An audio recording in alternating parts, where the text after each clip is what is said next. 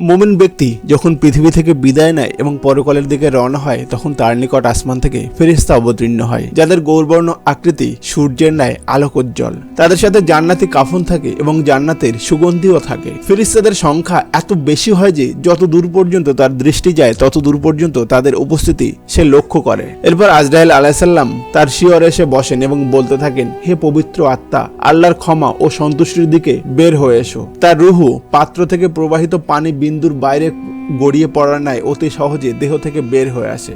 তারপর আজরাইল আলাইহিস সালাম সেটাকে হাতে নেন, কিন্তু অন্যান্য ফেরেশতারা সেটাকে এক পলকের জন্য তার হাতে থাকতে দেয় না। তারা সেটাকে কাফন ও সুগন্ধির মধ্যে রেখে আসমানের দিকে ছুটে চলে। এই সুগন্ধি সম্পর্কে বলা হয়েছে, ভূপৃষ্ঠে যে উত্তম সুগন্ধিযুক্ত কস্তুরী পাওয়া যায় এটা তারই অনুরূপ। এরপর সেই আত্মাকে কোলে নিয়ে ফেরেশতারা আসমানের দিকে রওনা হয়। যে ফেরেশতাদের কাজ যেই তারা যায় তারাই প্রশ্ন করে, এ কোন পবিত্র আত্মা? বাহক ফেরেশতা তাকে সেই ভালো নামেই সম্বোধন করে যে নামে তাকে দুনিয়াতে ডাকা হতো, অর্থাৎ অমুকের পুত্র অমুক। এভাবে তারা প্রথম আসমানে পৌঁছে যায় এবং তাদের জন্য আসমানের দরজা খুলে দেওয়া হয়। এইভাবে বাহকরা তাকে নিয়ে সপ্তম আসমান পর্যন্ত পৌঁছে যায়। প্রত্যেক আসমানের নৈকট্য প্রাপ্তগণ দ্বিতীয় আসমান পর্যন্ত তাকে বিদায় সম্ভাষণ জানায়। এভাবেই তাকে সপ্তম আসমান পর্যন্ত নিয়ে যাওয়া হয়। তখন আল্লাহ রাব্বুল আলামিন জোর গলায় বলেন, আমার বান্দার আমলনামায় ইল্লিন লিখে দাও এবং তাকে নিয়ে জমিনে চলে যাও, কেননা মানব কুলকে আমি মৃত্তিকা থেকে সৃষ্টি করেছি এবং সেখানে ফিরিয়ে নেব এবং সেখান থেকেই পুনরায় জীবিত করব। সুতরাং তার আত্মাকে তার দেহের সাথে সংযুক্ত করে দাও।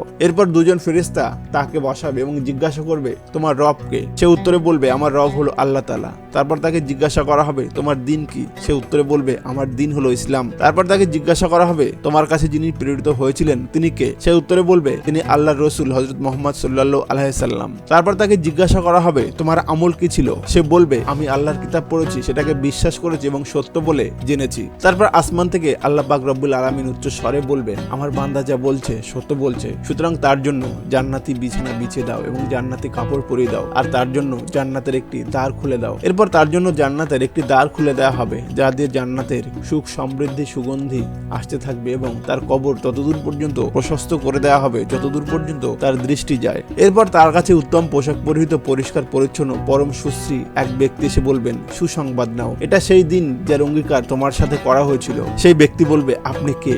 আপনার চেহারা প্রকৃত অর্থেই খুবই মানানসই এবং আপনি প্রকৃতই উপযুক্ত সুসংবাদদাতা। সে বলবে, আমি তোমার নেক আমল। তারপর সে আনন্দ চিত্তে বলবে, হে আমার প্রভু, কিয়ামত অনুষ্ঠিত করা হোক, যাতে করে আমি আমার পরিবারবর্গ ও ধন সম্পদের কাছে পৌঁছাতে পারি।